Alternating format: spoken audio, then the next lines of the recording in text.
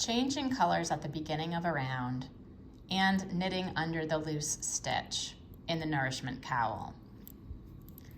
I am transitioning at this point from round 16, having just completed a knit round in my blue color, my solid color here, or if you're using a farm yarn, your farm yarn. I am now going to transition to round 17 in the Florentine Frieze pattern, where I'm going to switch colors and knit under the loose stitch. When I'm switching colors, I want to take my working yarn, so in this case, my blue yarn, and I'm going to drop it over the top of the yarn I'll be picking up, my making tracks in this case. You can just see if you're looking at an X, the blue yarn is on top, the gray is on the bottom, and I'm lifting the gray now to be my working yarn. I'm a continental knitter, but for my first stitch, I will knit it English style.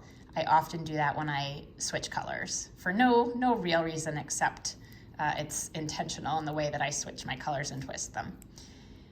So I'm going to knit into that first stitch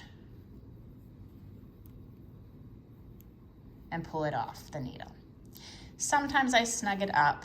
You don't want to pull it too tightly though, or it will have an unusual tension there. And you just look on the back, you make sure you don't have a whole lot of slack with your old color. You put your old color down, and now you're just going to continue working round 17 in your new color. So I just knitted. I'm now going to slip the next stitch. You're always slipping purlwise with yarn in back or in front based on your description. I am then going to knit under the loose stitch. This is the loose stitch across the front here. What I will show you is that you can either pull it out in a real way that you're emphasizing knitting under that loose stitch, or you can leave it and just manipulate with your needle. For the sake of this demonstration, let's just show me pulling it out first. So I'm going to pull out that loose stitch.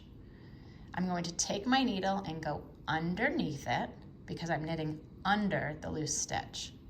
I'm then going to knit the next stitch on my needle as normal and take it off my needle as normal. Now I'm going to take that new stitch back under the loose stitch. And that is going to create a situation where I'm lifting that loose stitch, just as I did down here with the opposite colors, because in your Florentine Frieze pattern, you are changing the color sequence after the first 10 rows. So again, I'm working with my gray yarn, and the next stitch is slipping with the yarn in back. It's a 4-stitch repeat. I'm going to knit one, slip one with the yarn in back, knit under the loose stitch, and this time I'll do it with only the needle. So I'm going to go under the loose stitch, knit, back under the loose stitch, and slip. And you want to be moving the stitches down. If you let them get all bunched up, you could have some issues with tension. You want to move them down. You don't have to overly do it. You don't have to be excessive, but just moving them along so that in the back, where it's like having a float with a slipped stitch, you have enough slack there for it to move along.